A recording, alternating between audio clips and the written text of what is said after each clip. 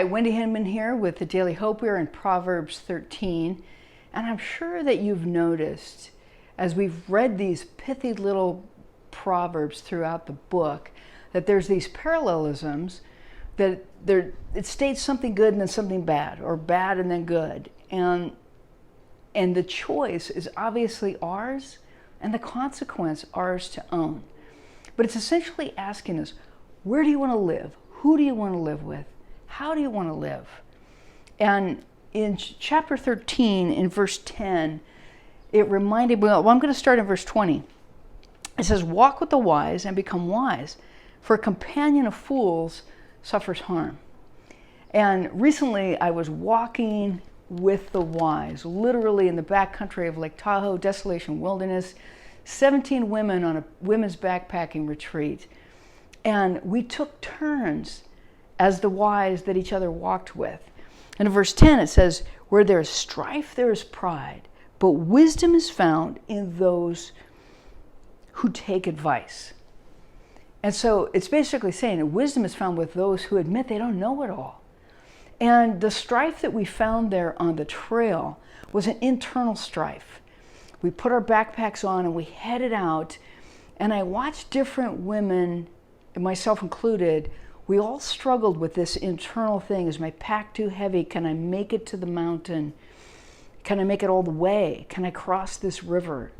It was an internal thing, but the wise among us sought advice. And the thing that I thought was interesting is that out of the 17 women, 6 of us were in our 60s, but our guides were 2 teenagers and 2 gals in their 20s.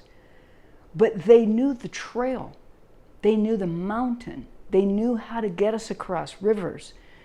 And we had to humble ourselves to let them adjust our packs, to watch us, to judge the weather, because they knew. And it says in the Message, I like how it says it in the Message. It says in verse 20, become wise by walking with the wise. Hang out with fools and watch your lives fall to pieces. And so we walked with each other and sought each other's wisdom. And when we got to base camp and we were sitting around the fire, those young women who knew the way of the trail asked us older women about the way of life. And they said they sought out advice in their internal struggle. And they said, if you were 19 again, what advice would you give yourself? If you were my age, if you were 22, what would you do in this situation?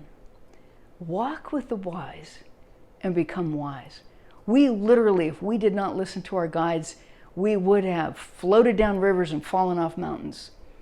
But in listening to something beyond us, we had a tremendous time. And it reminded me of this verse about walking with Jesus. It says about Jesus, again, it's in the Message in Matthew 5, it says, those who were apprenticed to him, who have chosen his wisdom, the committed, they climbed with him. Arriving in a quiet place, he sat down and taught his climbing companions. You know, it says, walk with the wise to become wise. The most wise person that we can walk with is Jesus. And he wants to give us his wisdom. He wants us to climb the mountain. He wants us to get across the river safely. So today, if you haven't yet, crack open your Bible, look for Jesus, listen to Jesus, and he's going to say, where do you want to live?